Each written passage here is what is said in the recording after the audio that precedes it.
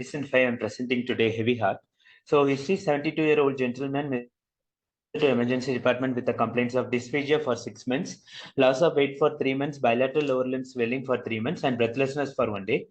So in the history of presenting illness, his dysphagia was insidious in onset, gradually progressed, solid more than liquid, no painful swallowing, no regurgitation of food. Loss of weight was 8 to 10 kgs in 2 months, no fever, no cough, no night sweats. Bilateral pedal edema, there was a history of palpitation, but there was no history of chest pain or no orthopnea or PND. Breathlessness was sudden on onset, no fever, no hemoptysis, no floaty sputum associated with that. Past medical history is a history of a known history of systemic hypertension for 1 year, not on any medications.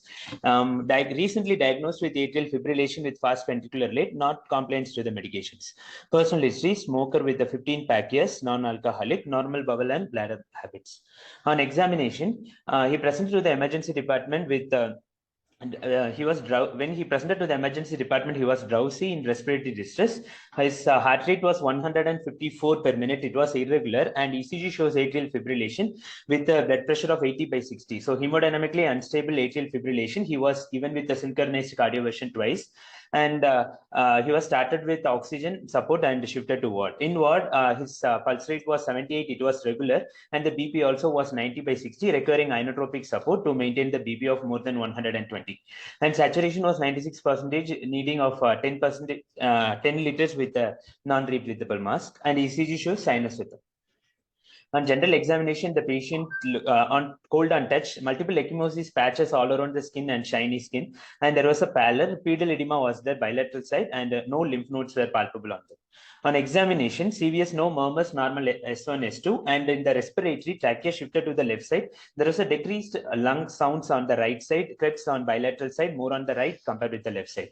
Abdomen was distended, but it was not tender. Fluid filled was there, no organomegaly. CNS was no neurological deficit, but bilateral ankle jerk was absent, and vibration was lost on bilateral lower limbs.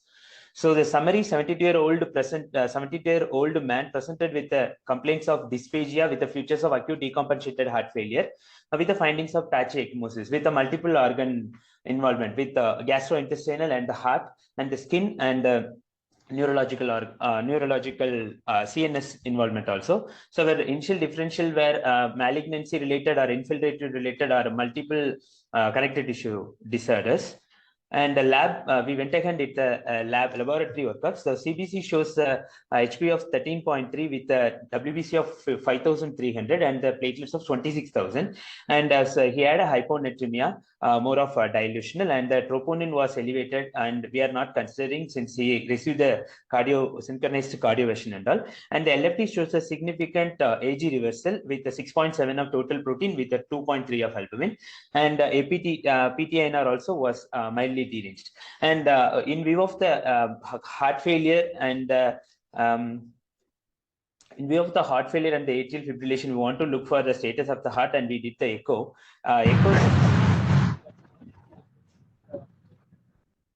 With the features of myocardial speckling. So in the echo itself, it's suggesting of cardiac amyloidosis. So we NT-proNP was elevated. Serum electrophoresis we did. After that, it shows M band in beta and gamma region. Bone marrow biopsy was done in view of the involvement of amyloidosis. It shows a consistent with plasma cell dyskerrias and concomitant amyloidosis. So approach to cardiac amyloidosis. So our patient, 72-year-old male, presented with complaints of atrial fibrillation, hemodynamically unstable atrial fibrillation, diagnosed as cardiac amyloidosis. So we are seeing here as a approach to cardiac amyloidosis. It's an extracellular deposition of fibrils that composed of low molecular weight, subunits, variety of serum proteins. Incidence is 12 cases per million people per year, but nowadays due to the advanced technologies and imaging modalities, we are diagnosing many cardiac amyloidosis. Most of the organs are heart is involved in 75%, and the kidneys are the next with the 57%.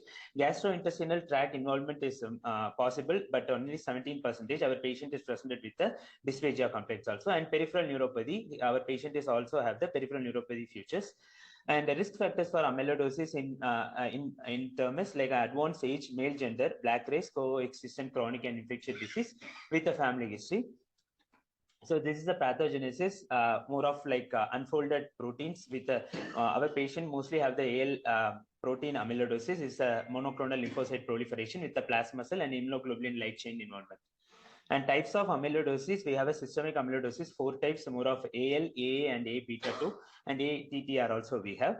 Most common is the AL, and our patient is diagnosed with the light chain amyloidosis later with the help of bone marrow biopsy.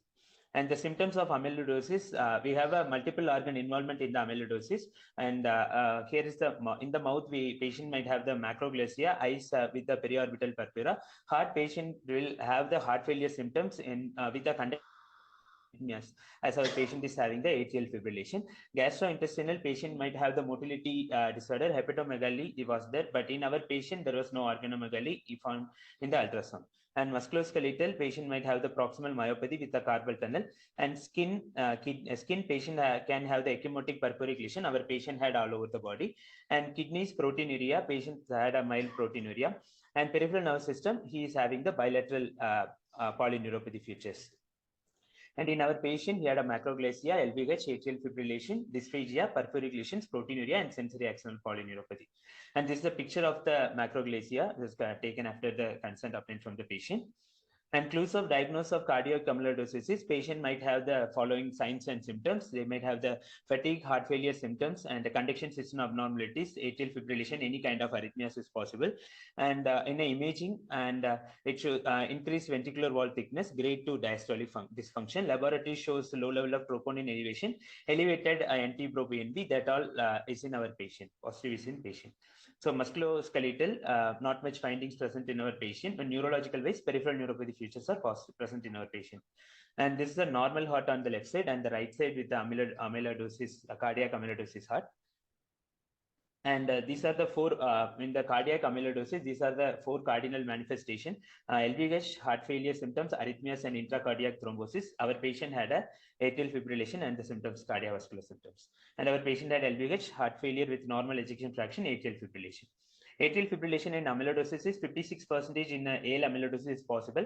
More of 70% in ATTR cardiac amyloidosis. Our patient is diagnosed with the AL amyloidosis and had a atrial fibrillation. Risk for intracardiac thrombus may be as 33% of cardiac amyloidosis.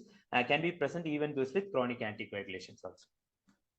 And predisposing factors of atrial fibrillation in a cardiac amyloidosis is atrial and ventricular wall thickening, impaired relaxation of restrictive filling, elevated filling pressure leads to atrial dilation, myocardial fibrosis secondary to the amyloidosis involvement. Intracardiac thrombus in cardiac amyloidosis, high risk of intracardiac thrombus. It can cause stroke, systemic embolism compared with the general population. And the predisposing factors are reduced atrial contractility and the breast stasis and endothelial dysfunction and relative hypercoagulability. And this is the approach.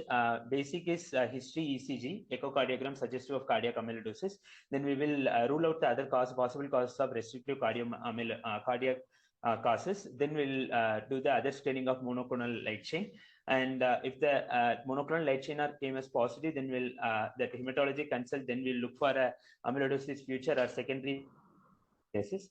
And if it's positive, then we can diagnose as a AL cardiac amyloidosis that was diagnosed in our patient. And AL staging according to the revised Mayo AL staging tool, this will help the survival rate of the patient. Our patient is having the our patient is on stage 4 with the 10% survival, 10% with the 10% 5-year survival rate. And biopsy in amyloidosis is mostly abdominal fat biopsy we used to do. That will yield most 75% of the AL amyloidosis, but bone marrow also can yield 57% of amyloidosis. Our patient was positive for bone marrow amyloidosis. Abdominal fat biopsy was done, but it was negative for the Congo uptake. And the treatment in our patient is normally in a treatment of AL amyloidosis. I will offer the stem cell therapy. Bone marrow transplantation was the treatment. And if the patient is not amenable for the bone marrow transplant, or then we can go for the cybot therapy. That is the usual treatment for the amyloidosis secondary to the plasma cell dysphasias. And in our patient, patient is due to the comorbidities and age and family consent, we are offering the chemotherapy. Like we are offering the cybot therapy, but the family want to continue the remaining treatment in their home time. So the protocol was clearly explained to the family. So was explained to the family. And treatment of atrial fibrillation, we can normally do the rate control and rhythm control. We are not very considered on the rate control since it will also cause the reduced cardiac output and other complications. Rhythm control will be better with amiodarone and sotalolol and propofol. Anticoagulation is advised in all patients with cardiac amyloidosis. So how to follow up after starting treatment is we can check the hematological response and the organ response also. In a hematological response, we can see the complete response with the light chains, and the organ response, we can look for the NT-proBNP and compare with the initial NT-proBNP values with the recent NT-pro values. And the landing point is consider cardiac amyloidosis in older patient when presented with the heart failure. Recent AHA guidelines is mentioning more than 65-year-old adult elderly patients with the heart failure. We can consider cardiac amyloidosis as one of the basic differentials.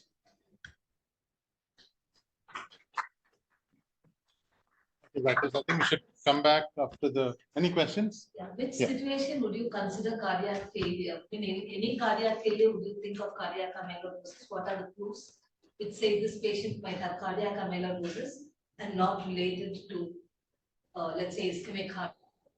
Considering our diabetes prevalence, that's probably the most common cause for heart failure in the elderly. So where would you suspect cardiac amyloidosis? With the history, we'll look for a multi-organ involvement. If the patient is having any multi-organ involvement, like gastrointestinal involvement in our patient had a dysphagia, and like other renal involvement or skin involvement and mucokidneous involvement also. Diabetes, they're going to have proteinuria. Yes.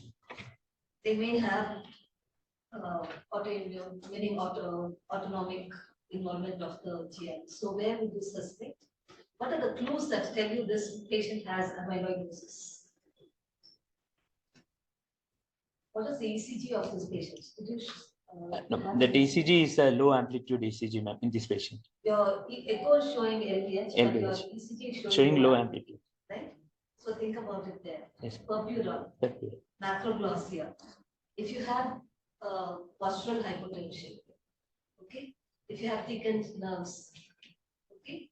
There again think about amyloidosis. So there are clues to say this patient has more than just diabetes or ischemic heart disease related heart failure. So you need to pick up those clinical clues and only there look for amyloidosis. Okay, don't every patient who's come with heart failure does.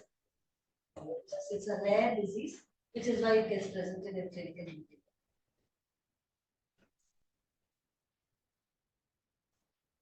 Any other questions? I think we should move on. Thanks, Brightus.